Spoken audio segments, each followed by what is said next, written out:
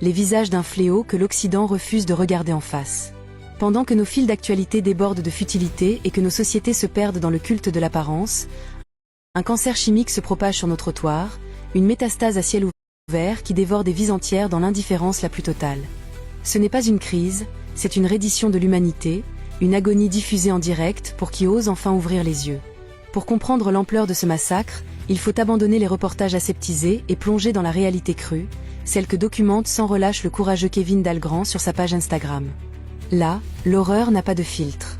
Voyez cet homme, autrefois peut-être un fils, un père, un ami, aujourd'hui étendu sur le bitume sale et jonché de détritus de Kensington Avenue à Philadelphie. Son corps est secoué de convulsions erratiques et inhumaines. Il n'est plus maître de ses propres membres. Un hôte invisible, un démon chimique, a pris le contrôle total de son système nerveux. Ce n'est plus un être humain qui se débat, mais une marionnette désarticulée dont les fils sont tirés par la torture insoutenable du manque. Son corps ne réclame ni nourriture, ni eau, ni abri, il hurle en silence pour le poison qui le tue à petit feu. L'âme, cette étincelle qui définit notre humanité, semble avoir quitté les lieux, laissant derrière elle une enveloppe vide, pâle, dont la seule et unique raison d'être est de servir son bourreau intérieur. Ils ont été comme nous. C'est la vérité la plus terrifiante et la plus triste. Ils ont eu des familles aimantes, des rêves plein la tête, des rires qui résonnaient dans un foyer chaleureux. Ils ont eu un travail, une routine, un avenir. Mais un jour, à la faveur d'une peine de cœur, d'un moment de faiblesse, de la pression d'un groupe ou d'une simple curiosité morbide, ils ont goûté à ce démon. En poudre, en liquide, en comprimé, la forme importe peu. Ils pensaient flirter avec une expérience interdite, ils ont en réalité signé un pacte irrévocable avec l'enfer. Car cette drogue, qu'on l'appelle fentanyl, tranq ou xylazine, n'est pas récréative. C'est une colonisation de l'être. Une fois installée dans les recoins les plus profonds du cerveau, elle en devient le maître absolu, le tyran unique. Elle réécrit le système d'exploitation de la conscience, efface les souvenirs heureux, anéantit la personnalité. La propreté, la dignité, l'amour-propre, l'affection pour les siens, tout est balayé comme de la poussière. L'hôte n'est pas humain, il n'a que faire de ses concepts. Il ne pense qu'à sa propre survie, et celle-ci passe par la destruction méthodique de son véhicule humain. C'est une architecture de la misère, un triangle destructeur conçu pour le profit et le contrôle, d'une efficacité redoutable.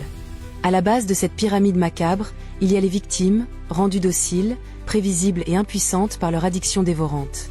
Juste au-dessus, les mafias et les cartels, ces marchands de mort en col blanc qui inondent nos rues de leur poison, amassant des fortunes colossales sur des vies pulvérisées.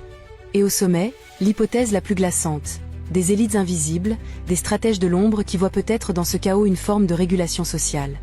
Un peuple affaibli, dont une partie est totalement neutralisée, physiquement et mentalement incapable de réfléchir, de se révolter ou de participer à la vie citoyenne, est un peuple plus facile à gouverner. Un corps qui ne pense qu'à sa prochaine dose n'a ni opinion politique, ni conscience de classe. C'est le cynisme ultime, l'asservissement moderne, silencieux, chimique et terriblement efficace. Le fléau, tel un virus, a muté et traversé les frontières. Des quartiers célèbres et ensoleillés de Los Angeles aux rues froides et reculées de Vancouver, jusqu'au cœur même de Londres, les mêmes scènes apocalyptiques se répètent.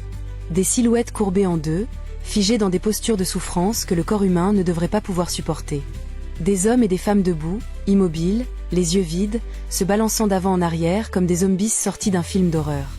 Regardez cet homme noir, torse nu, qui saute et se tord au sol sans la moindre raison apparente, son corps exécutant une danse macabre dictée par les synapses en feu de son cerveau en manque. Les femmes, pour obtenir les quelques dollars nécessaires à leur dose, vendent la dernière chose qui leur reste, leur corps, s'exposant à des violences et des maladies indicibles. Les hommes sont prêts à tout, au vol, à la violence, au pire, pour faire taire une seule heure le monstre qui les ronge de l'intérieur. Les foyers implosent, les familles se déchirent, impuissantes et dévastées face à un proche qu'elles ne reconnaissent plus, devenu un étranger hostile et dangereux.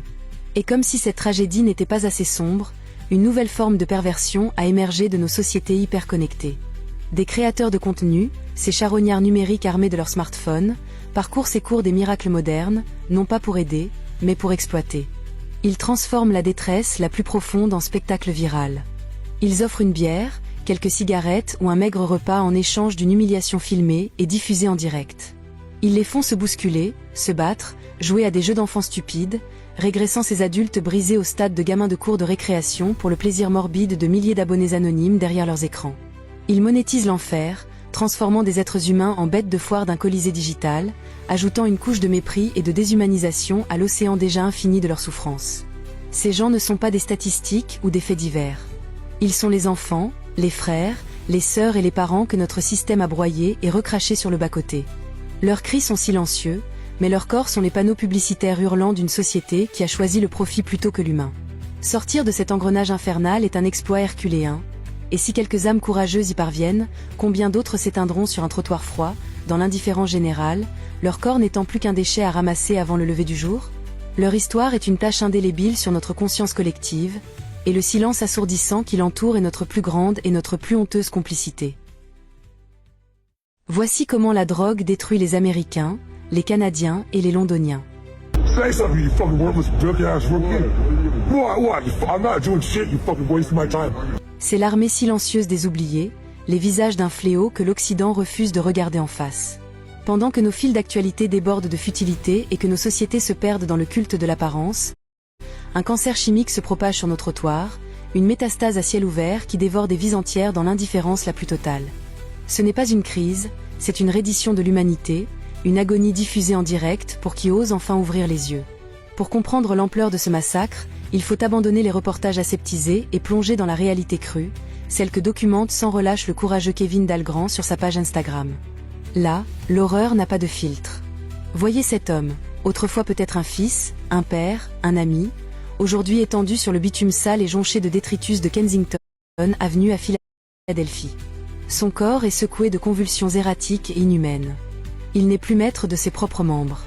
Un hôte invisible, un démon chimique, a pris le contrôle total de son système nerveux.